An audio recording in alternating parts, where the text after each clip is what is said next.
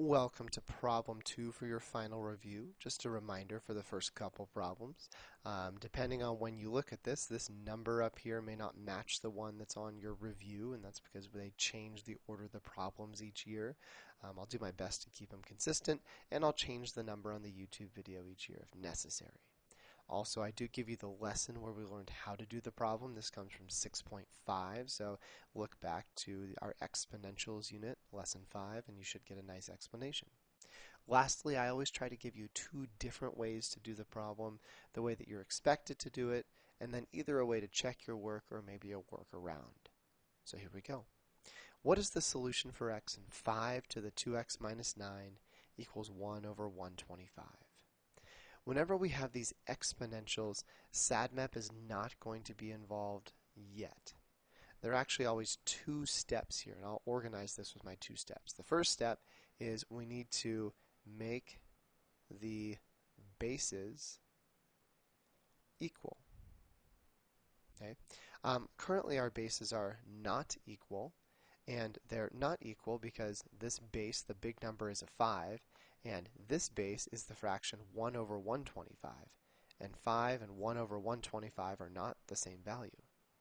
So how do we do this? Well, we start with 5 to the 2x minus 9 equals 1 over 125, and we look and think, is there a way we could make the bases the same?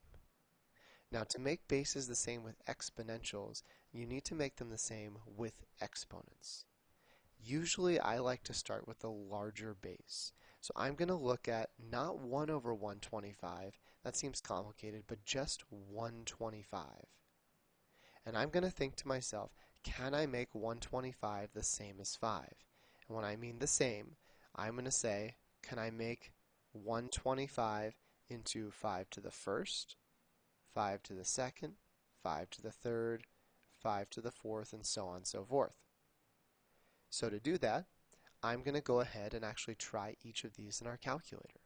So when you use your calculator, don't forget you're going to be doing 5 and then to the power of 1. That's going to get you 5. Try 5 to the power of 2. That's 25. We're still not there. 5 to the power of 3. That's 125. Ooh! So 5 to the power of 3 is the same thing as 125. Just to make sure that's not a mistake, I'll do this last one. 5 to the power of 4. That's 625. No. Okay. So the one that I'm interested in is 5 to the power of 3. So I'm going to come back here. 5 to the 2x minus 9 equals 1 over 5 to the power of 3. And that's getting closer. But 1 over 5 with a power of 3 is not the same as 5. Wouldn't it be handy, though, if 5 cubed moved up to the top of this fraction? I think then we might have a pair of 5s as our bases. And so the next thing we need to remember about equal bases is that if you want, you can move something with an exponent to the other side of a fraction. But whenever you move something to the other side of a fraction, it changes the sign of your exponent. Okay? So I'm going to give you two more examples of what I mean here. If I have 1 over, we're going to do 7 to the third power, and I wanted to move it up to the top, then there'd still be a 1 up there, and it would multiply by 7 to the negative third. There would be nothing on the bottom, and so cleaning this up, we don't need to write the number that's on the bottom. We don't need to write the 1 in front. This would just be 7 to the negative third. Okay, two other examples. If you had 1 over 7 to the negative third, and you wanted to move that up to the top, that would be okay. It'd be the same thing as before. There'd be a 1, 7 to the positive third over 1. And so we don't need the 1, and this would just be 7 to the third. One more example. If you had 7 to the negative third on top of a fraction, and let's show this as a fraction, and you wanted to move it to the bottom, you could. If you move it to the bottom, you still need an invisible 1 to show there's something on top of the fraction, and it'd be 1 times 7 to the positive 3, or 1 over 7 cubed. Do we see how you can move the exponent anywhere you want, but you always have to switch the sign? And that's the same thing over here. Let's go ahead and take this guy and move it up to the top.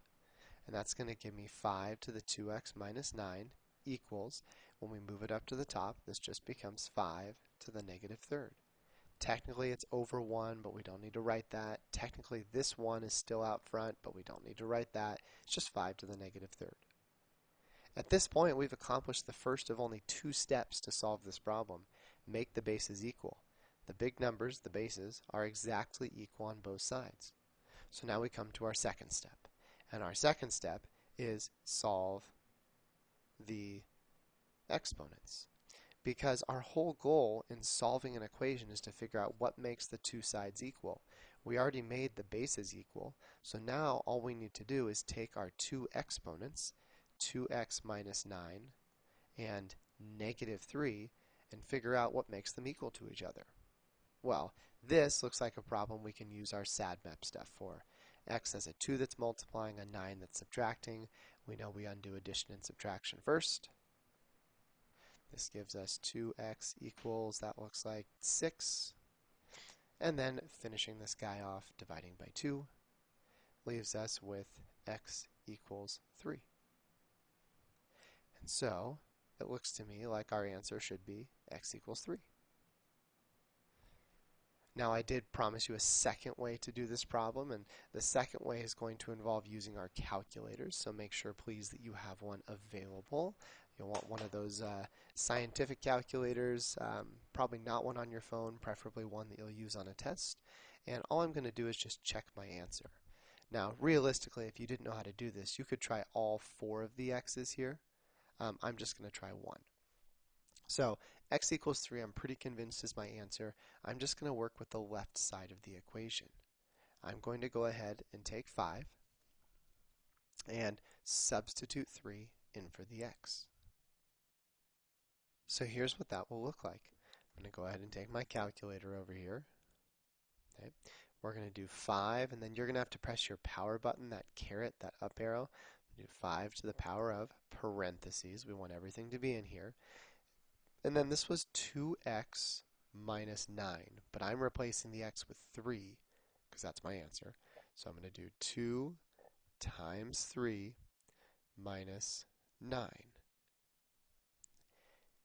Once I hit enter, you're going to find that that's 0.008. So what am I going to check? Well, we're going to check the other side and see if we get the same answer. So on your calculator, we're going to type in 1 divided by 125. And if you take a look, you see that you get the same decimal. So a nice way to check your work here, or if you forget how to do the problem, is just take each of the x's, put them in for the x up above. Don't forget to multiply. Parentheses are very important, and see which decimals match. Thanks for tuning in, and hopefully these problems are helping you review for that final.